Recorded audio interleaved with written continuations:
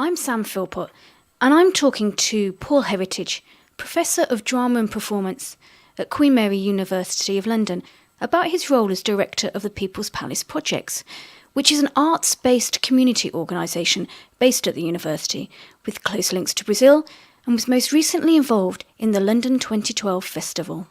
Professor Heritage, can you tell me more about the People's Palace Projects? We decided that it'd be really good to have a research centre that's about arts in applied social settings, because that's where a lot of my own research had been. But I was interested in what it would be to create an arts organisation that's also a research organisation, specifically to look at the area of how the arts makes a difference in relation to social justice, human rights, those sorts of areas.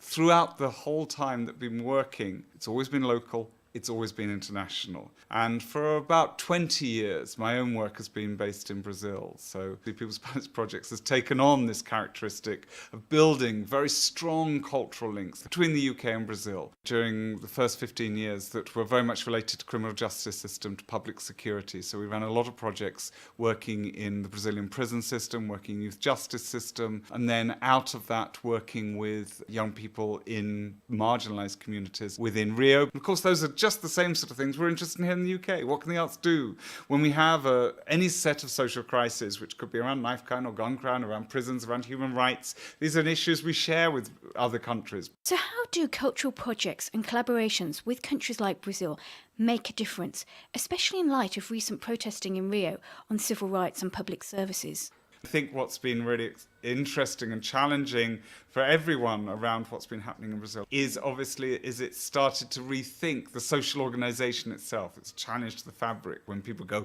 of a city, when people go onto the streets and make their demands in that way rather than through other processes. So saying how a society talks to itself, how it makes its point known, how it sort of dramatises lives in a different way through street protest and finds a voice in a different way. These protests will mean a lot of different things to different people, but one thing they will, I think, encourage Brazil itself to learn from is that participation in the process of change is really important. And that's interesting because in many respects, one of the things that the arts organisations in this country have looked to Brazil a lot has been about their participatory processes.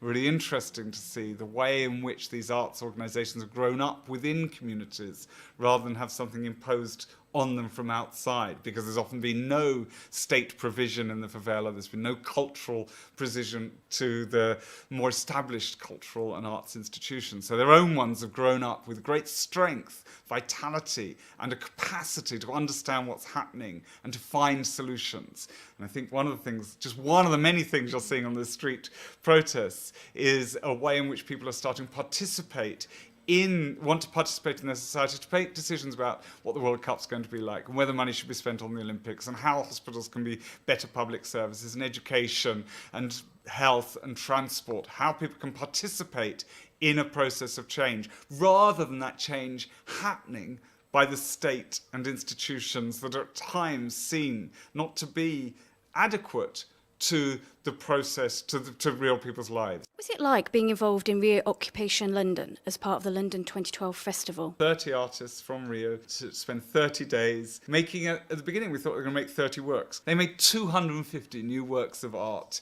We performed to nearly 40,000 people.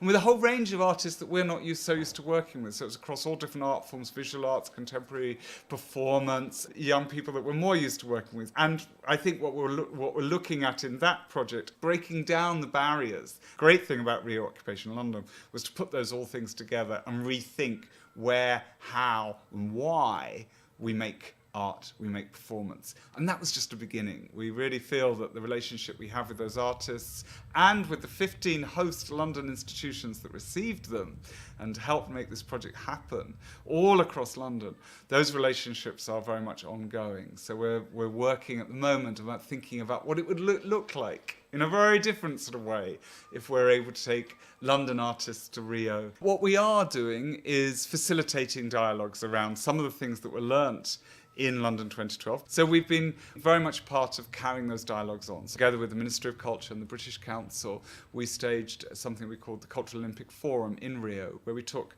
12 of the key leading thinkers and makers from the Cultural Olympics here, start new dialogues with about 300 people from different cultural agencies, organisations in Rio and beyond Rio, to think about what Cultural Olympics might look like in 2016.